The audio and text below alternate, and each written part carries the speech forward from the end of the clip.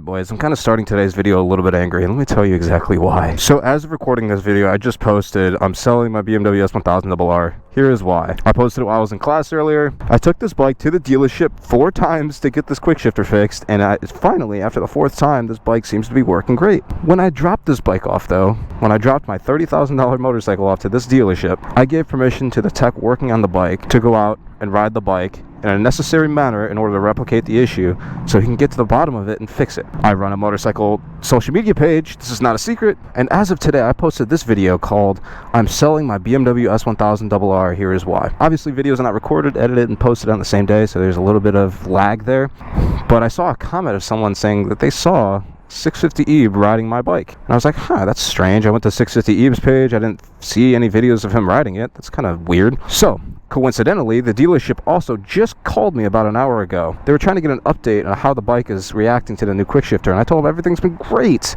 Everything seems to be functioning awesome. However, towards the end of that call, I did ask that person on the phone if this dealership let this YouTuber take out my motorcycle on a ride, and to my surprise they confirmed this. They let a non-employee of the dealership take my bike out for a ride. I don't know what he did on that ride, how hard he was riding the bike. Now a lot of you guys are going to know this YouTuber as 650 Ebe. I don't have anything against 650 Ebe. He's a good rider, he's very knowledgeable, he knows what he's doing when it comes to motorcycles. I'm not mad that he specifically rode my bike. I'm just mad that someone who doesn't work at the dealership took out my bike to help diagnose an issue. Especially that this dealership went out of their way to hide this from me and didn't tell me about this until I confronted them about it, because I had a fan tell me otherwise, which is crazy.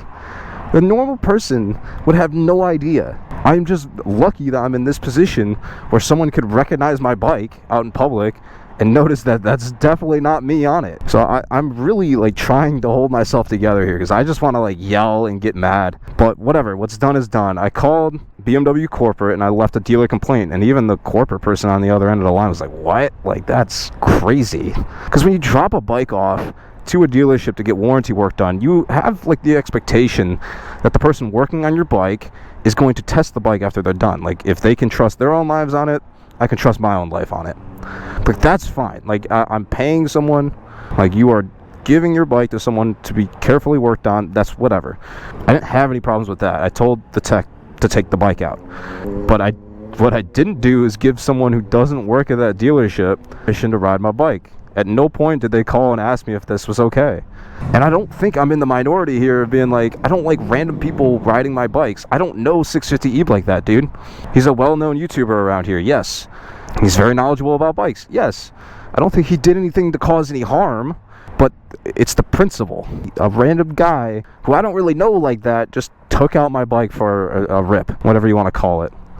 Like, dude, I love my motorcycles.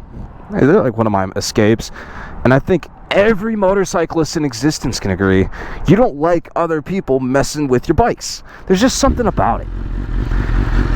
It's kind of like someone sitting on your car, putting your feet up on the dash, someone leaning up against your bike. Like, you just don't do that, man to man. You don't really do that. Now look, I know Ebe works very closely with this dealership, and that's fine, that's all cool and dandy, but he still has no, that doesn't give him the right to get involved in my business. My business was between me and the dealer, and as far as I'm concerned, Ebe's not on that payroll for that dealer, and so why is he riding my bike? I don't like that, and I don't think it's a crazy thing to say that. I already don't like the techs riding my bikes, but like, whatever, it is what it is. Bike's gotta get fixed, and I can't fix it, so the tech's gotta do it. And so everybody commenting in the last video saying, oh, this is what you get for buying a BMW. Oh, you shouldn't have bought a BMW, kid. Why don't you just buy a nice Japanese bike? And I'm sitting here like, yeah, I should have done that. Why didn't I? Fucking god damn it. Oh, what are you talking about buying another Ducati? Because they're good to me. They've done good things. They don't let YouTubers go out and ride my bikes. Except for me. I'm the one who's supposed to go out and ride my bikes. Ugh, it's just irritating. Ugh. And excuse me, I think I am going to get a little bit mad about this, because this is it's not the fact that it's Ebe. Like, it could have been anybody. Like, why let someone who's not a paid employee by the dealership take your bike out, take a customer's bike out for a ride? That's just crazy. even when I called the corporate office, they were even like, what? Like, that is, why is a YouTuber riding your bike? I'm like, yeah, why is a YouTuber riding my bike? I should be the one riding my bike. What? And so the last time I made a video talking about this bike, everyone's saying, oh, why don't you just go out and get a Jap bike? They're so reliable, you can work on them yourself, they're great. And I'm like, yeah, why didn't I do that? I should have bought a Jap bike. This is dumb. I don't like dealing with BMW. This is why I take my bike to Ducati every time I have a problem, or like regular maintenance. I take it to Ducati because they treat me way better. I don't like going to BMW. The only reason I'm going to BMW is because of warranty service, because something is broke and it ain't working right. So I want it fixed. So I take it to BMW to get it fixed, and I get a random person riding my bike. I don't like that. No, I have to go to this Ducati meet, and I have to be really nice to people, even though I'm not feeling the best. I feel so angry right now. I have to go. We have to go be nice. We gotta be chill. We gotta be, you know, collected here. God, I don't want to do this. I remember when riding used to be fun. We used to have fun while riding. We used to just go places really far away and just ride. Now I gotta fucking... I just got this bike back, and I was so happy. I was like, yes, everything's working right. Maybe I will keep it. Maybe I'll keep it at least until the warranty's up, when I'll trade it in for a freaking Fireblade or something. I'm like, yeah, I'll keep this bike. It'll be great. But no. Turns out they just got random dudes riding my bike around. It's kind of like finding out someone else took your girlfriend out on a date. That's not cool, dude. Oh my god. These guys are so slow. God damn. I'm parking this thing in the far end of this because I don't want to be seen on it. That's just awful. Also, I'm not done talking. Yeah, it's kind of like seeing your girlfriend being taken out on a date by another dude. That's horrible, dude. Like, really? I gotta get a random DM about someone saying they saw another YouTuber taking my bike out for a ride? That's horrible. That's just like, what kind of customer service is that? So yeah, I filed another dealer complaint. I talked to BMW corporate. They were just as shocked as I was finding out this information. So I filed another dealer complaint. And yeah, they told me nothing's probably gonna come of it. They usually don't even let the customer know if there's any sort of pushback or anything. So I'm like, all right, cool. And the people telling me, just cut your losses and sell the thing. Yeah, that's what I'm trying to do. I would like to just sell it and be done with it. That way I don't have to deal with this anymore. I could buy another Ducati or something nice. I don't have to worry about these dumb problems.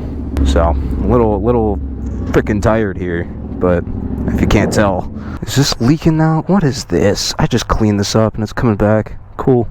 More coolant just spraying everywhere.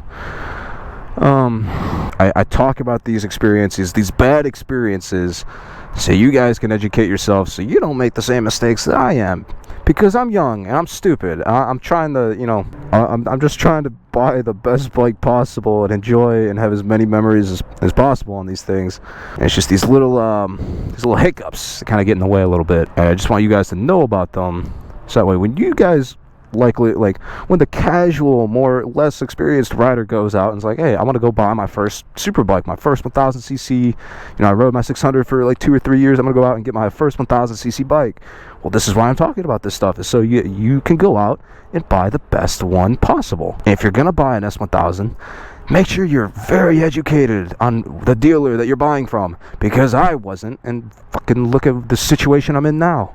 Stupid, isn't it? I'm gonna go enjoy my meet, my motorcycle meet. It's crazy that I was just gonna do another one of these, like, oh, riding my super bike to a motorcycle meet or whatever. Like, that video hasn't already been done a million times here on this platform. But let's go walk around for a little bit. Let's see what we got here. I see a couple of, oh, that's push, that's not pull. A couple of Suzukis, a couple of Ducatis. It's actually kind of a tame meet compared to how nice the weather is right now. You'd think that there would be way more people here. Yes, sir. Yes, sir. What's going on? Do you ride too, or? What? Do you ride too, or? Yeah. Word. Okay. I forgot. I saw you in Macedonia making the TikTok about someone's brake. Oh yeah, I was with Brian. Yeah. We were wondering what you two were doing. We were like, what the fuck? Okay. Oh, you're leaving? No. Okay, gotcha. So I was talking to my fine friends over here, they just reminded me I wanted to make a point in the video. Had sales come to me, been like, hey, we're gonna let 650 Eve take your bike out for a little bit. We want to get a third party's opinion about this problem.